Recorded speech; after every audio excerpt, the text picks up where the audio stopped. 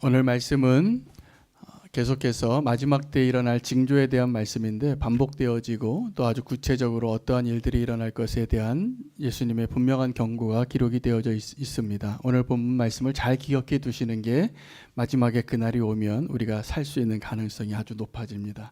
생존 확률을 높이시려면 오늘 말씀을 잘 들으시기 바랍니다. 그런데 오늘 이 말씀 통해서 우리가 알아야 할 것이 두 가지가 있습니다. 하나는 이렇게 마지막 때에 일어날 일에 대해서 자세하게 설명하시지만 예수님께서 알려주시지 않는 것이 있는데 그때가 언제인지는 말하지 않으신다는 사실입니다. 그래서 그때가 언제인지 모르는 것이 우리에게 유익이기 때문에 그렇게 말씀해 주시지 않은 것이고, 우리가 정말 마지막 때에 합당한 자의 모습으로 매일매일 깨어서 분별하고 이 세상에 현혹되지 아니하고 미혹되지 아니하고 온전히 믿음으로 살라라는 하나님의 계획이 그 안에 담겨져 있습니다. 또 하나는 오늘 이 말세의 징조에 대한 그런 본문을 읽으면서 우리가 반드시 기억해야 할 것이 있는데, 오늘 이렇게 우리에게 말씀하시고 다니엘서에 기록이 되어지고 또 예언서에 기록이 되어지고 말세에 대하여 기록되어진 그 모든 것들이 단 하나도 1.1획도 다 이루지 않고는 끝이 오지 않는다는 사실입니다. 무슨 말이냐면 반드시 그 일이 있을 거라는 사실입니다.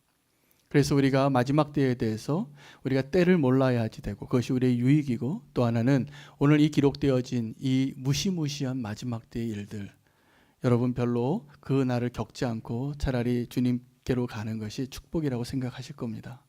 그런데 그때 그 일을 하나님께서는 하나도 빠짐없이 다 반드시 이루시고 다시 오실 것입니다.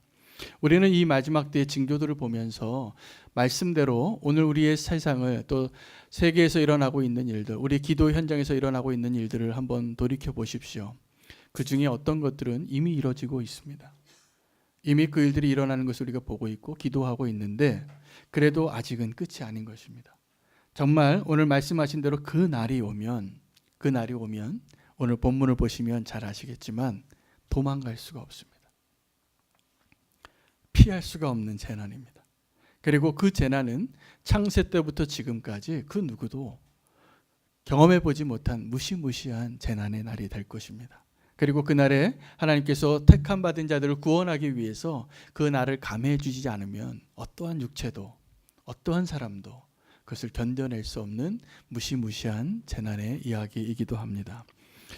오늘 말씀을 전하면서 이것이 격려가 되어야 될 텐데 좀 부담이 되어지고 듣고 싶지 않고 피하고 싶은 마음이 드실 겁니다. 지금 저는 이제 마태복음 24장을 계속 이렇게 한 단락씩 강의를 해나가면서 계속 마지막 때의 말세에 대해서 이야기를 전하려다 보니까 반복되기도 하고, 그러면서도 또 한편으로는 이런 이야기 말고 좀 더 위로가 되고 눈물 흘리시는 분들을 좀 눈물 닦아주고, 지쳐있는 분들을 좀 힘을 내게 하고, 잘하셨다고, 하나님이 사랑하신다고 이 이야기를 하고 싶은데 굉장히 부담되는 말씀을 계속 전해야 하는 자리에 제가 서는데, 근데 하나님의 마음은 하나님이 사랑하시기 때문에 우리에게 이 말씀을 주신다라는 것입니다. 그래서 오늘 이 말씀을 받을 때 하나님 우리를 사랑하시기 때문에 주신 마지막 때의 말세의 메시지인 것을 꼭 기억하시고, 언젠가 그날이 오늘 우리가 들었던 이 말씀을 통해서 우리가 살 수 있는 유일한 끈이 될 것이라고 저는 믿습니다. 잘 마음에 담으시고 들으시기를 바랍니다. 그 마지막 때에 우리가 이것을 다 알고 있어도, 이때 어떤 일이 일어날 것을 다 알고 있어도 우리의 구원을 도둑질해 가려고 하는 자들이 존재합니다. 그래서 할 수만 있다면 우리를 미혹해 할 것입니다. 그래서 미혹해 하는 자들이 어떻게 말하냐면 여기에 그리스도가 있다 라고 말한다는 거예요. 그런데 그 여기가 어디냐면 때로는 산 위이고 때로는 골방이고 여기저기에 가짜 그리스도가 많이 나타날 텐데 그리로 가지 말라는 것입니다. 왜냐하면 그러고 말씀하시는데 그 가짜 그리스도가 여기 있다라고 말할 때 그 사람이 진짜가 아닌 이유는 주님께서 이제 다시 임하실 때는 여기 있다라고 쫓아갈 만한 시간의 여유를 주시지 않으신다는 거예요. 그때는 어떻게 되냐 하면 번개가 동에서 서해로 서로 번쩍일 때 수많은 사람이 그 번개 치는 것을 보고 순식간에 번개가 치는 것처럼 주님이 오시는 날에 그렇게 오신다는 말씀입니다. 그러니 우리가 현혹되지 말아야 할 것은 끝까지 가짜 그리스도에게 속지 마시기 바랍니다. 눈을 돌리지 않으시기를 바랍니다. 그 마지막 때에 얼마나 긴박하면 우리가 무언가를 가지러 산 위로 도망치라고 하는데 지붕 위에서 물건 가지러 내려가다가 구원받지 못하는 일이 있을 거라는 것입니다. 돌이키지 말고 뒤돌아보지 말고 내가 다시 한번 세상에 미련을 두고 잠깐 한눈 파는 그 순간이 나의 목숨을 잃는 것과 같은 그 긴박함이 있다라는 말씀입니다. 여러분, 우리는 주님을 믿고 믿음으로 살아간다고 하면서 오늘 이 말씀의 경고를 잘 들으셔야 할 필요가 있는 것은 저와 여러분이 믿음의 삶을 산다고 하면서도 수도 없이 뒤를 돌아본다는 사실입니다. 근데 지금 뒤돌아보는 건 괜찮아요.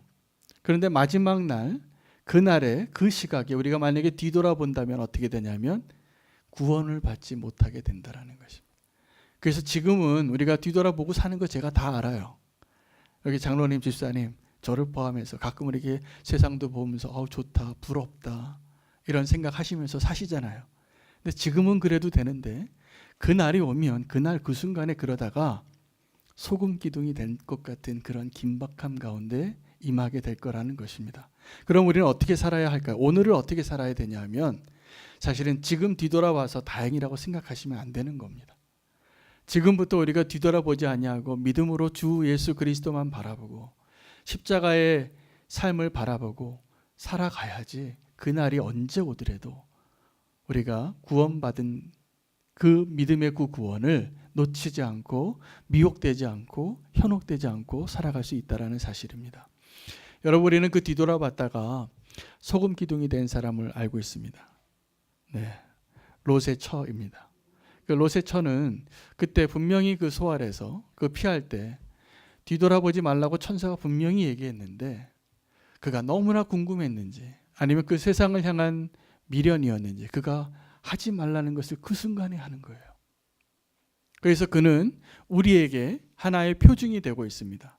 마지막 때 그 환난의 때에 뒤돌아보는 자는 이렇게 멸망을 당하는 자의 상징이 된 것이죠.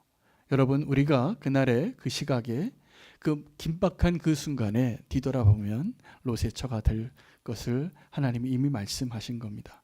그날을 이미 결정하셨습니다. 여러분, 롯의 처가 왜 그랬냐면 양다리를 걸치고 살았기 때문에 그래요. 그가 사실은 믿음의 사람이었습니다. 본토 친척 아비의 집을 떠날 때 아브라함의 일행이었어요. 그런데 그가 하나님이 축복해 주신 그 축복으로 두 식구가 삼촌과 조카가 함께 할 수 없을 정도로 서로 부자가 되니까 이제 나뉘어져야 할 때가 된 거죠. 아주 자연스러운 분리죠. 축복의 분리죠. 그래서 아브라함이 이 롯에게 네가 먼저 결정하라. 네가 좌하면 내가 우하겠고 내가 우하면 내가 좌하리라. 이렇게 믿음의 양보를 하죠.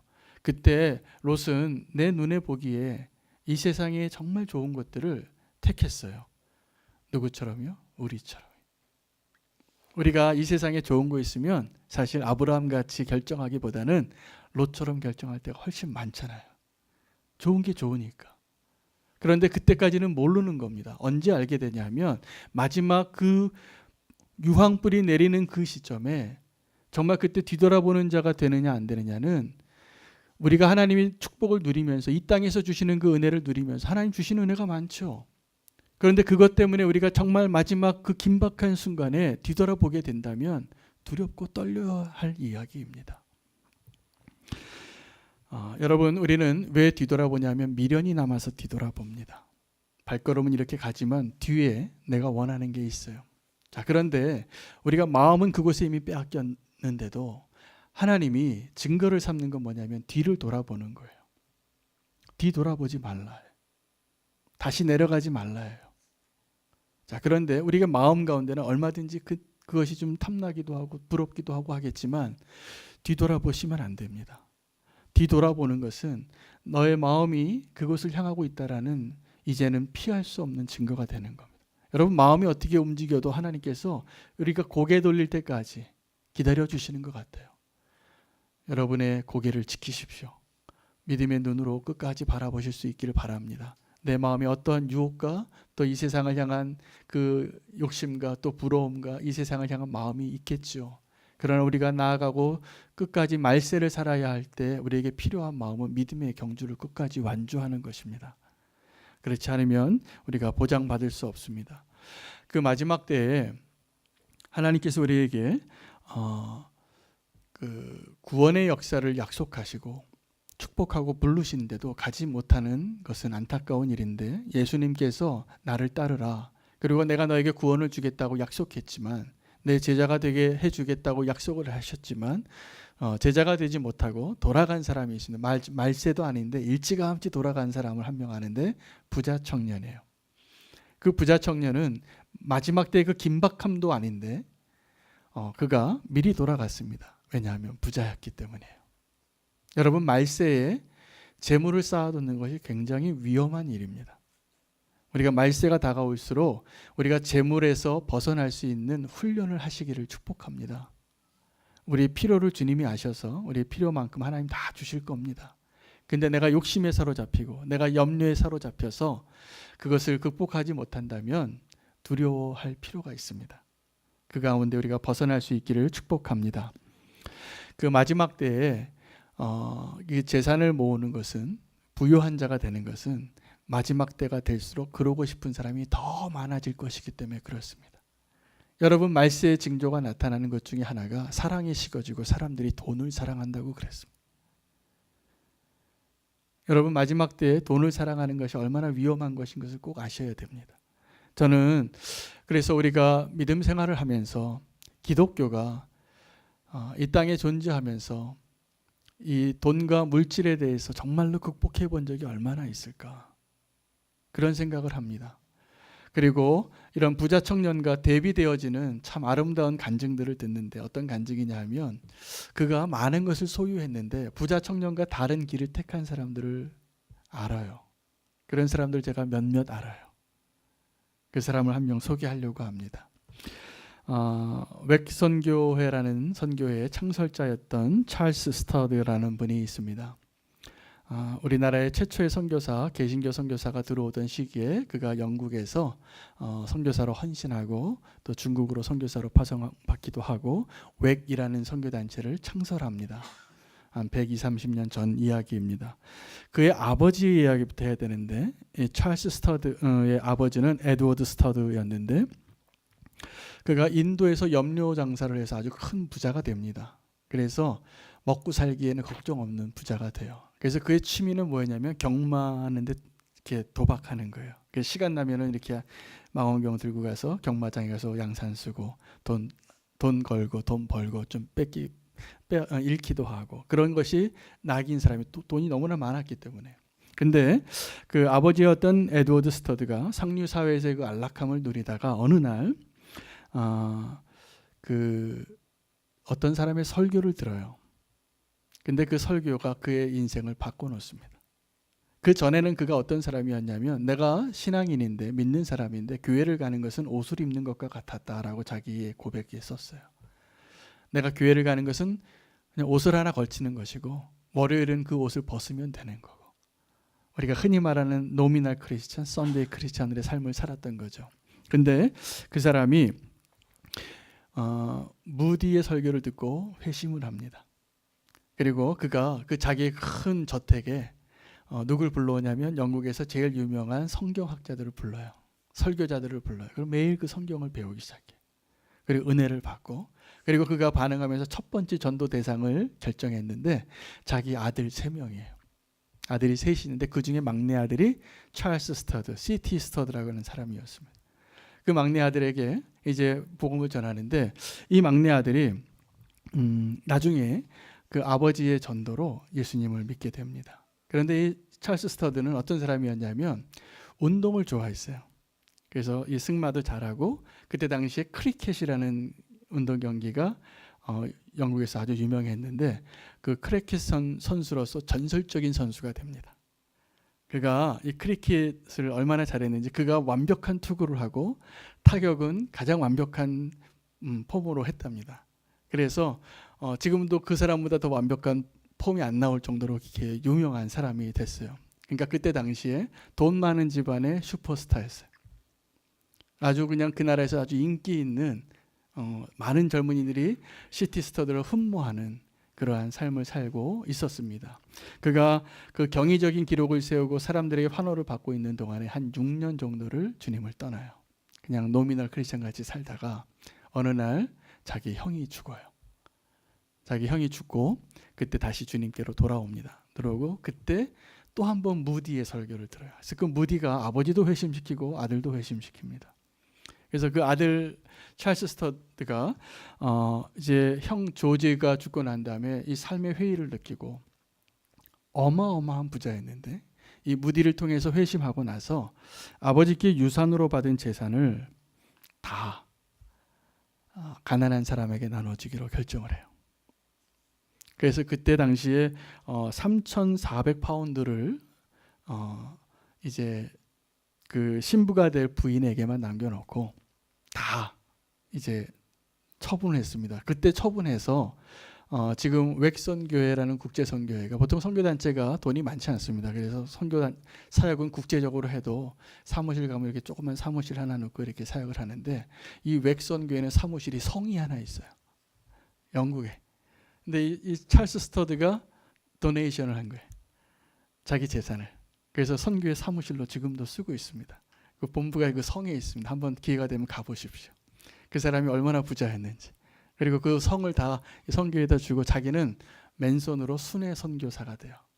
그 아내에게 그렇게 3,400파운드 남겨놓고 이건 당신을 위한 몫으로 남겨놓고 내가 가겠습니다. 그런데 이 아내가 그 재산을 또다시 가난한 사람한테 다 주고 둘이 같이 선교사로 살아요.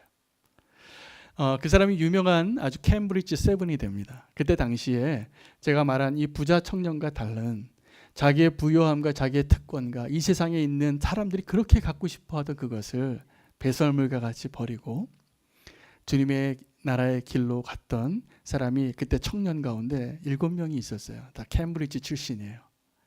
그 영국에서 아주 인류 대학에 아주 배경도 너무나 다 부유하고 좋은 집안에 잘 나가던 청년들이 그때 당시에 똑같이 헌신하고 선교로 나갑니다.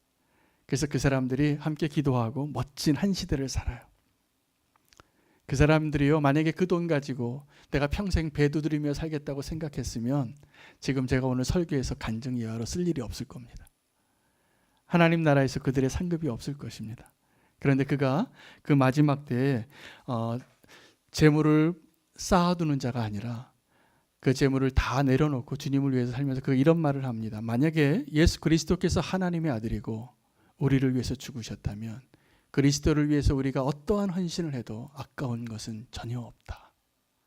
그렇게 말하고 다 드려요. 아주 멋진 사람입니다. 그렇게 드렸더니 그가 끝까지 그의 인생의 마지막까지 하나님이 그를 다 책임지셨어요. 그리고 그는 역사에 남을 지금 웩선교회가 지금도 너무나 훌륭하게 우리나라에서도 사역을 하고 전 세계적인 선교단체예요. 아름다운 선교단체 유산이 그 한 사람의 아름다운 헌신에서부터 시작됐다는 사실을 기억하십시오. 마지막 때에 우리가 재물을 쌓아두는 것이 위험하고 마지막 때에 그 재물을 잘 사용하는 것이 영광의 면류관을 받는 축복의 길이 될 것을 기억하시기 바랍니다. 오늘 말씀을 보면 그 마지막 때에 그 재난의 때가 닥쳐오면 우리가 분명히 알아야 될 게 탈출구를 잘 알아야 돼요. 제가 알고 있는 한 선교사님 중에 한 분은 이 항해사 출신인데 안전에 대해서 아주 철두철미한 분이세요. 근데 이분이 저한테 때가 시간만 나면 하는 이야기가 어떤 이야기냐면 어떤 공간에 어떤 건물에 어떤 공공장소에 들어가든지 제일 먼저 확인해야 될 게 뭔지 아냐는 거예요. 비상구의 위치를 확인해야 되는 거예요. 여러분 꼭 그러십시오. 여러분이 어느 공간에 들어가든지 저기 비상구가 있구나. 만약에 이 건물에서 불이 나면 내가 저기로 가야 되는 것을 항상 파악해 두십시오. 그분은 그걸 아주 삶의 철학으로 알고 살아가시더라고요. 여러분 극장에 가면 본 영화를 보기 전에 항상 이 안내 광고 방송을 보지 않습니까? 아주 다양하게 재미있는 애니메이션을 통해서 이 극장의 비상구가 어디 있는지 여러분 그 영화 보실 때 비상구 위치를 잘 기억하세요? 안 하세요? 기억하세요? 저는 솔직히 잘 기억 안 해요. 그 빨리 좀 끝났으면 좋겠어요. 관심도 없어요. 내가 본 영화를 보러 왔지 내가 지금 이거 보러 왔나. 그리고 그거는 건성건성 보는 거예요. 그리고 기억 잘 안 나요. 그러나 정말로 사실은 그 본 영화보다 더 중요한 게 그 비상구 위치를 알려주는 애니메이션을 보셔야 해요. 그게 우리가 이 땅에서 마지막 날을 살아가는 우리에게 꼭 필요한 메시지고, 오늘 본문이 그 비상구 어디인지 알아두라는 거예요. 그래야지 우리가 만약에 그 사건이 어떠한 불상사가, 어떠한 돌발 상황이 생기면 우리가 살 수 있기 때문에 그렇습니다. 여러분, 오늘 이후로 어디 가든지 비상구 위치를 잘 파악하시기 바랍니다. 그리고 오늘 우리가 믿음으로 사는 것도 사실 오늘 내가 이제 어디로 가야지 사는가를 알고 살라는 겁니다. 제가 이전에 섬기던 그 선교 단체에서 배가 첫 번째가 생겼어요. 그 배 이름이 로고스라는 배입니다. 아주 기도하면서 얻은 배인데, 그 배는 전 세계를 다니면서 복음 선교선인데 책을 가득 싣고 수백 명의 선교사가 타고 다니면서 복음을 전해요. 그런데 그 첫 번째 배를 하나님이 기도의 응답으로 정말 기적적으로 주셨거든요. 많은 사람이 헌금하고 도움을 받아서 굉장히 비싼 배를 사서 개조해서 복음선으로 사용하고 있었는데, 얼마 사용하고 나지 않아서 그 로고스 배가 좌초합니다. 그래서 그 배가 이렇게 도선사가 배를 이렇게 인도해서 그 항구를 나오는데, 그 도선사가 실수를 했어요. 그래서 이 도선사는 어떤 분들이냐면 그 항구에 어디에 암초가 있고 어디가 안전한 배의 길이 있는지를 가장 잘 아는, 가장 경력이 많은 사람들이 도선사를 합니다. 그런데 그분이 그때 실수를 해서 그 배가 암초에 걸리고 배가 다 좌초해서 그냥 침몰해 버렸어요. 근데 그 배 안에는 아주 갓난아기를 비롯해서 지금 오늘 우리 원로 장로님 나이보다 더 많으신 선교사님들이 타고 계셨거든요. 수백 명이. 몇 명이 사망했을 것 같습니까?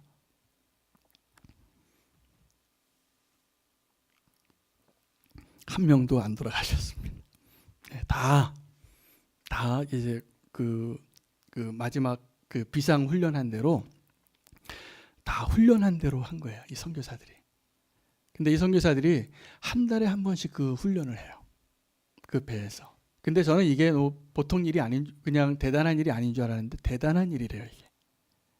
그 수백 명이 타고 있는 배가 이렇게 침몰을 했는데 한 사람도 사상자가 없었다는 것은 대단한 일이라는 겁니다. 해군들도 배가 침몰하면 몇 명이 죽는데요.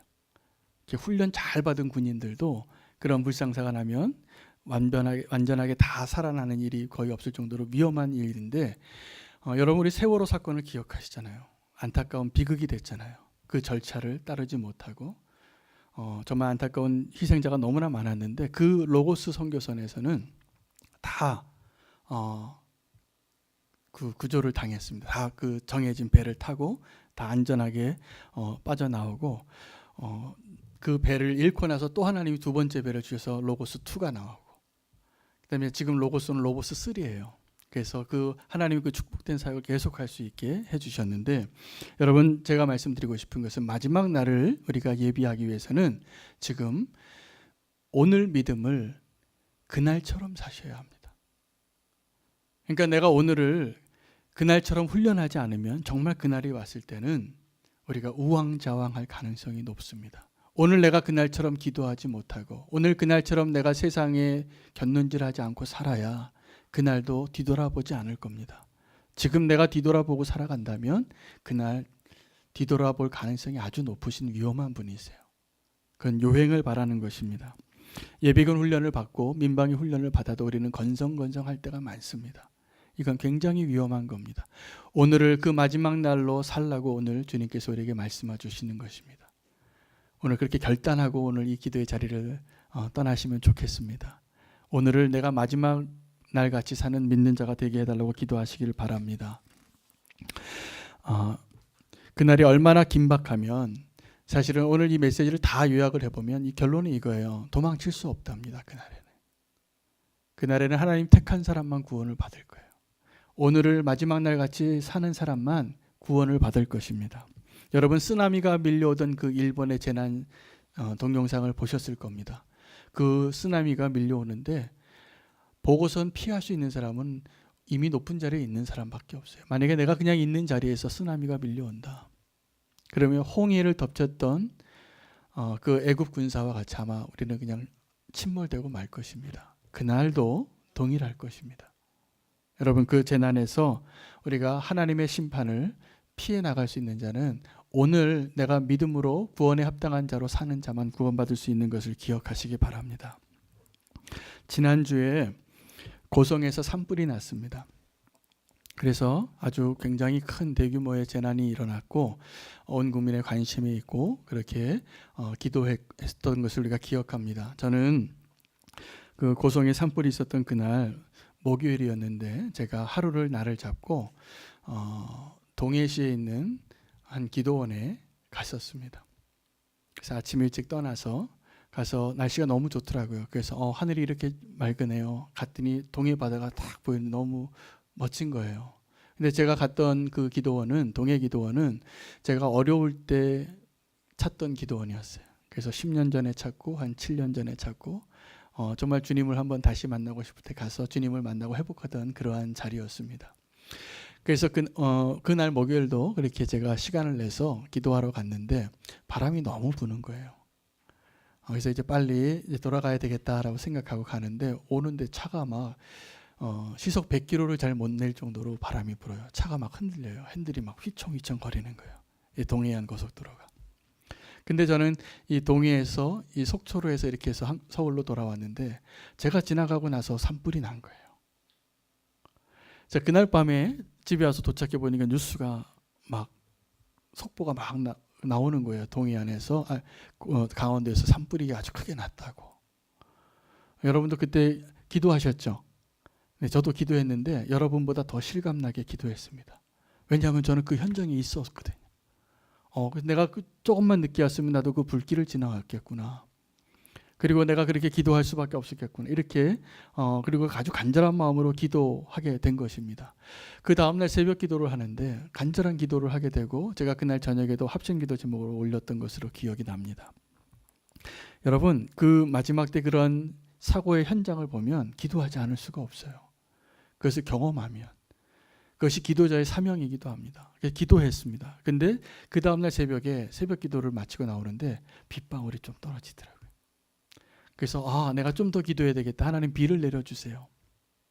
비를 내려주세요. 이렇게 기도하는데 이 서울에만 비가 오고 사실은 그 불이 잡혔다는 소식을 들었는데 그 다음날 아침에 다른 영웅 같은 사람들 때문에 그 불이 잡혔어요. 제가 그날 그 다음날 금요일날 새벽이죠. 새벽 기도 마치고 돌아가고 여기에서 고속도로를 타고 저희 집으로 가는데 그때 이 소방차 행렬을 봤어요. 많이 지나가더라고요, 소방차. 근데 그 소방차가 지나가는데 어디에서 왔나 이렇게 봤더니 지방에서 왔어요. 저희 충청남도에서 오고 뭐 다른 지방에서 오는 소방차들이 제가 그 새벽기도 마치고 돌아가는 시간에 강원도 이 불길 속으로 들어가는 거예요. 여러분, 그때 기사를 몇 가지 그 정말 대단한 기사를 봤는데 이 수학여행에 갔던 그 아이들이 지나가는데 불똥이 튀어서 불이 붙어서 전소했어요. 근데 그 운전기사와 그때 담당 교사가 너무나 침착하게 잘 인도해서 아이들이 다 탈출하고 나서 3분 뒤에 완전히 차가 전소해 버렸어요. 그러니까 3분만 늦게 나왔으면, 만약에 그때 어떤 한 학생이 선생님 나 큰일 났어요. 핸드폰 놓고 왔어요. 라고 만약에 돌아갔다면 생사를 달리했을 겁니다. 여러분, 마지막 그날에 그렇게 될 것입니다. 저는 그때 우리 막내가 또 그 초등학교에서 어디 캠프를 간 거예요. 근데 그쪽 지역은 아니지만 그래서 다 걱정할까 봐 연락도 오고, 그러면서 저는 어떤 기도를 했냐면 이렇게 기도했어요. 하나님, 참 감사합니다. 내가 그 화재 현장에서 제가 잘 피해 나와서 감사합니다라는 기도를 했어요. 그런데 제가 그 기도를 하고 나서 너무 부끄러워지는 거예요. 나는 그 마지막 그 불이 나기 전에 그 장소에서 빠져나와서 감사의 기도를 하고 있는데 그 다음날 새벽에 내가 기도를 했지만 어떤 사람은 그 불구덩이 속으로 들어가는 사람을 내가 본 거예요. 그래서 오늘 설교를 준비하게 됐습니다. 여러분, 우리가 그 마지막 때 우리가 살려면 여러분 비상구를 잘 알고 계셔야지 살 겁니다. 그때 그 비상구를 알고 움직이는 자와 비상구를 알지 못하고 움직이는 자는 생사를 가를 거예요. 그런데 우리가 믿는 자의 비상구가 어디인가입니다. 여러분, 마지막 때의 그 재난 때에 한 사람은 구원을 받지 못하고 한 사람은 구원받는 그 절박한 순간 가운데 내가 구원받았다고 할렐루야 하고 저 멸망을 당하는 자들을 구원의 방주에서 할렐루야, 할렐루야 노래를 부르면서 바라보는 게 그리스도인의 마지막 때의 모습일까요? 만약에 그것이 목적이고 그것을 위해서 말씀하셨다면 이렇게 여러 번 말씀하지 않으실 것 같은 생각을 하게 됐습니다. 저는 오늘 말씀에 하나님의 의도를 다시 한번 깨닫게 됐는데, 우리가 마지막에 발견해야 될 비상구는 내가 살기 위해서 이방에서 나가는 그 장소를 알고 도망치는 자가 아니라 다시 불길로 들어가서 누군가를 건져낼 수 있는 자가 되어야 합니다. 이게 교회가 존재하는 목적입니다. 이게 우리 그리스도인이 살아야 할 이유입니다. 여러분 내가 잘 믿고 내가 구원받고 할렐루야를 부르면서 멸망당하는 사람을 바라보면서 불쌍하다고, 그리고 내가 구원받은 것을 기뻐하며 노래하시겠습니까? 일사후퇴 때 그런 일이 있었더라고요. 그 마지막 배를 타는데 함흥에서 그 배를 타고 그 배를 탄 자는 살고 배를 타지 못한 자는 죽을 게 분명한데, 배를 타고서 그 안에서 어떤 그리스도인들이 찬송가를 불렀다는 거예요. 너무나 감사해서. 저는 이것이 그리스도인이 마지막 때를 살아가야 하는 진정한 감사의 제목이 아닌 것을 깨닫게 됐어요. 여러분, 우리는 사실은요, 온전히 믿음으로 사는 자는 그날 죽으나 지금 죽으나 똑같아요. 그런데 우리가 정말 그 마지막 때 비상구를 알아야 될 이유는 누군가를 살리기 위해서 그 비상구를 알아야 되고, 오늘 요번에 고성 산불에서 정말 정치인들은 그 당쟁으로 이 산불을 자기의 유익을 위해서 말싸움하고 있을 때 누군가는 자기의 생명을 걸고 가서 사람을 구했던 것을 기억하십시오. 우리가 이 땅에서 살아야 될 이유는, 그 비상구를 알아야 될 이유는 다른 사람은 길을 모르지만 우리는 알기 때문이에요.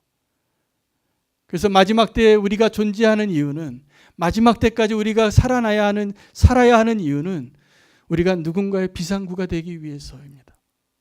나의 삶이, 나의 믿음이, 이 교회의 존재가 이 세상의 어둠 가운데 멸망 가운데 살아가고 있는 누군가가 이곳에 가면 살 수 있구나, 내가 이곳에 가야 되겠구나라는 마음이 들 수 있는 교회가 되어야 합니다. 그런 성도가 되어야 합니다. 만약에 우리가 마지막 때 하나님 나는 살고 저 사람은 죽어서 너무나 감사해요, 이거 아닌 거예요. 이 말씀을 주신 이유는 그게 아닌 거예요. 그걸 아셔야 합니다. 부끄럽지 않은 그리스도인으로 마지막 때를 살기를 축복합니다. 누군가가 나 때문에 구원을 받고 그것 때문에 교회가 존재하고 그것 때문에 내가 살 수 있는 믿음을 지금부터 실천하고 오늘이 마지막 날인 것처럼 살 수 있어야 합니다. 여러분의 비상구는 내가 살기 위한 비상구가 아니라 누군가를 구원하기 위해서 내가 알고 있는 그 길이어야 하는 것입니다. 우리는 그걸 알잖아요. 예수 그리스도. 그런데 우리가 그 예수 그리스도를 드러낼 수 있는 삶을 살지 못하고 세상 사람과 너무 비슷하게 살고, 구원을 받는데도 내가 뒤돌아보는 것만 안 하면 나만 구원받을 수 있는 것으로 감사할 수 있는 그런 믿음으로 산다는 것은 너무나 안타까운 일입니다. 여러분, 그것이 마지막 때의 그리스도인의 마지막 모습이 아닌 것을 꼭 기억하십시오. 그것 때문에 우리에게 이 말씀하신 게 아니에요. 너무 안타깝습니다. 왜냐하면 너무나 많은 그리스도인들이 그렇게 살아가고 있어요. 나만 구원받으려고 하는 거예요. 지금 죽어가는 사람들을 향하여 우리가 예수 그리스도의 십자가를 믿고 사는 것이 분명합니까?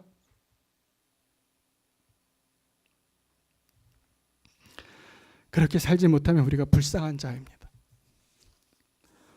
불길로 들어갈 수 있는 믿음을 달라고 기도했으면 좋겠습니다. 우리가 세상에 살면서 이 땅에 교회를 남겨두신 이유, 이 땅에 성도를 남겨두신 이유, 이 땅에 성도가 기도해야 할 이유를 주신 이유, 마지막 때 우리 때문에 구원하고자 하는 하나님의 계획 때문입니다. 그래서 마지막에 그 배를 지키고, 여러분 원래 선장은 배하고 함께 죽는 거예요. 그런데 자꾸 선장이 먼저 탈출하려고 하는 겁니다. 교회는 이 세상의 마지막 선장과 같은 모습으로 배와 함께 운명해도 우리에겐 영원한 생명이 있기 때문에 여기서 그 조금 더 생명 연장하려고 비상구로 먼저 다른 사람을 밀쳐내고 달려나가지 않는 모습이어야 합니다. 도리어 그 마지막 자리를 양보하고 당신이 사십시오. 나는 지금 죽어도 괜찮아요. 나는 영원한 생명을 믿어요. 나는 구원받은 자예요. 라고 말할 수 있는 성도가 우리는 교회 성도 되시기를 축복합니다. 침몰하는 배에서 내가 그 비상구가 되어지고 누군가를 살릴 수 있는 그 믿음으로 오늘 살 수 있기를 위해서 기도하십시오. 그렇지 않으면 우리는 내 목숨 하나 구원하기 어려운 절박한 그때를 경험하게 될 것입니다. 그때는 피할 수가 없는 거예요. 이미 알면 늦어요.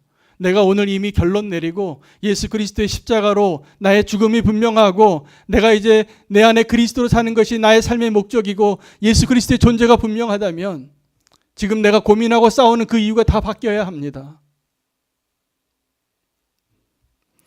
하나님이 우리는 교회를 세우신 목적은 거기에 있다고 저는 믿습니다. 여러분이 오늘 믿음으로 살아야 할 이유가 여기 있습니다. 그러니 이제는 헛된 것 자랑하고 나 혼자 살겠다고 구원의 방주에 나 혼자 들어가겠다고 그리고 그 구원의 배에 내가 탔다고 다른 사람은 죽는 것이 그 글이 얼마나 안타까워하고 우리를 부러워할까 그런 것은 마음에도 없고 찬양을 불렀던 부끄러운 그리스도인이 되지 마시기를 바랍니다. 그건 부끄러운 일이었어요. 감사할 일이 아니라 우리는 오늘 죽어도 상관없는 자인 것을 기억하십시오. 그리고 결론을 내리고 우리 때문에 누군가가 살고 예수님께서 마지막까지 그렇게 하신 거예요. 예수님이 십자가에서 어떻게 죽으셨나를 기억하십시오.